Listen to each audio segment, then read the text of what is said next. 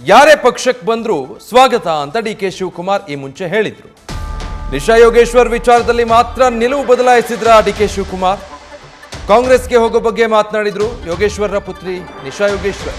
ಆದರೆ ನಿಶಾ ಯೋಗೇಶ್ವರ್ ಮದುವೆಯಾಗಲಿ ಅಂತ ಡಿ.ಸಿ.ಎಂ ಡಿ.ಕೆ.ಶಿ ಹೇಳಿದ್ದಾರೆ. ನಿಶಾ ಅವರ ವಿಚಾರದಲ್ಲಿ ಡಿ.ಕೆ. ಶಿವಕುಮಾರ್ರ ನಿಲುವು ಬದಲಾಗಿದ್ದು ಯಾಕೆ ಆಗಿದೆ?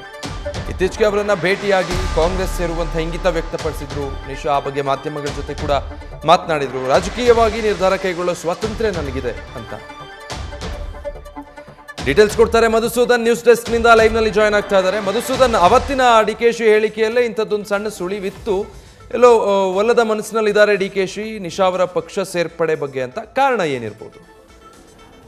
ನಿಜಕ್ಕೂ ವಿಜಯ್ ನೋಡಿ, ಪಕ್ಷಕ್ಕೆ ಯಾರೇ ಬಂದರೂ ಸ್ವಾಗತ ಅಂತ ಹೇಳ್ತಾ ಇದ್ದಂಥ ಕೆಪಿಸಿಸಿ ಅಧ್ಯಕ್ಷ ಡಿ.ಸಿ.ಎಂ ಡಿ.ಕೆ. ಶಿವಕುಮಾರ್ ನಿಶಾ ಯೋಗೇಶ್ವರ್ ಮಾತ್ರ ಬೇಡ ಅಂತಿರೋದಕ್ಕೆ ಕಾರಣ ಏನು?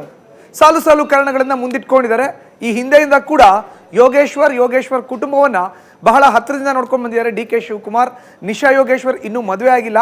ಅವಳು ನನ್ನ ಮಗಳು ಇದ್ದ ಹಾಗೆ ನೇರವಾಗಿ ಆಕೆ ಮದುವೆ ಆಗಲಿ, ಸಂಸಾರ ಜೀವನಕ್ಕೆ ಕಾಲಿಡಲಿ, ವೈವಾಹಿಕ ಜೀವನಕ್ಕೆ ಕಾಲಿಡಲಿ, ನಾನು ಕೂಡ ದೂರದಿಂದ ನಿಂತು ಆಶಿಸ್ತೀನಿ ಅನ್ನೋ ಒಂದು ಮಾತನ್ನ ಹೇಳ್ತಾ ಅವ್ರನ್ನ ಈಗ ಸದ್ಯಕ್ಕಂತೂ ಪಕ್ಷಕ್ಕೆ ತೆಗೆದುಕೊಳ್ಳಲ್ಲ ಅನ್ನೋ ಒಂದು ಮಾತನ್ನ ಕಡಾಖಂಡಿತವಾಗಿ ಡಿ.ಕೆ. ಶಿವಕುಮಾರ್ ಹೇಳ್ಬಿಟ್ಟಿದ್ದಾರೆ.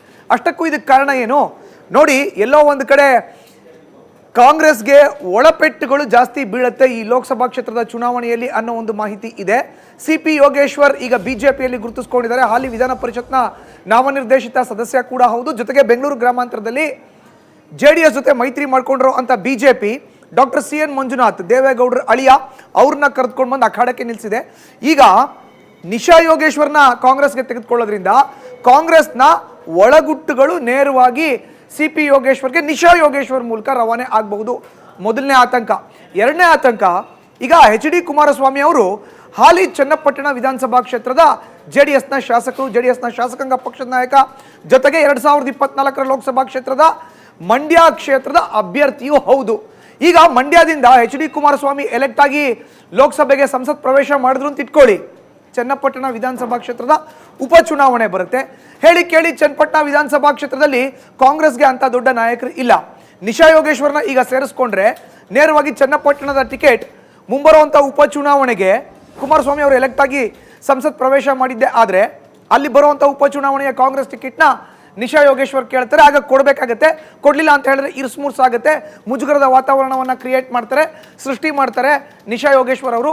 ಅದು ಪಕ್ಷಕ್ಕೆ ದೊಡ್ಡ ಹೊಡೆತ ಬೀಳುತ್ತೆ. ಯೋಗೇಶ್ವರ್ಗೆ ಬೇಕಾಗಿರೋದು ಚನ್ನಪಟ್ಟಣ. ಅದು ತನ್ನ ಪರವಾಗೋ ಅಥವಾ ತನ್ನ ಪುತ್ರಿಯ ಪರವಾಗೋ ಚನ್ನಪಟ್ಟಣನ ತೆಗೆದುಕೊಳ್ಬೇಕು ಅನ್ನೋ ನಿಟ್ಟಿನಲ್ಲಿ ಒಂದಷ್ಟು ಸರ್ಕಸ್ನ ಮಾಡ್ತಾ ಇದ್ದಾರೆ. ಹೀಗಾಗಿಯೇ ನಿಶಾ ಯೋಗೇಶ್ವರನ ಸೇರಿಸ್ಕೊಂಡು ಇಷ್ಟೆಲ್ಲ ತಲೆನೋವು ಯಾಕೆ ತಗೋಬೇಕು? ಅವ್ರು ಬೇಡವೇ ಬೇಡ ಪಕ್ಷಕ್ಕೆ. ಅವ್ರು ಮದುವೆ ಮಾಡ್ಕೊಳ್ಳಿ, ವೈವಾಹಿಕ ಜೀವನಕ್ಕೆ ಕಾಲಿಡಲಿ, ನನಗೆ ಯೋಗೇಶ್ವರ್ ಅವರ ಮಗಳು ನನ್ನ ಮಗಳು ಇದ್ದ ಹಾಗೆ ಅಂತ ಮೇಲ್ನೋಟಕ್ಕೆ ಇದನ್ನ ಬೇಡವೇ ಬೇಡ ಈ ಪ್ರಸ್ತಾಪ ಅನ್ನೋದನ್ನ ಖುದ್ದು ಡಿ.ಕೆ. ಶಿವಕುಮಾರ್ ಹೇಳಿದ್ದಾರೆ ಅನ್ನೋ ಒಂದು ಮಾಹಿತಿ ನ್ಯೂಸ್ ಫಸ್ಟ್ಗೆ ರಾಜಕೀಯ ಲೆಕ್ಕಾಚಾರದ ಮೂಲಕ ಅರ್ಥ ಆಗ್ತಾ ಇದೆ. Vijay, thank you Madhusudan. News First ನಿರ್ಭೀತಿಯಿಂದ ನಿಮ್ಮ ಪರವಾಗಿ.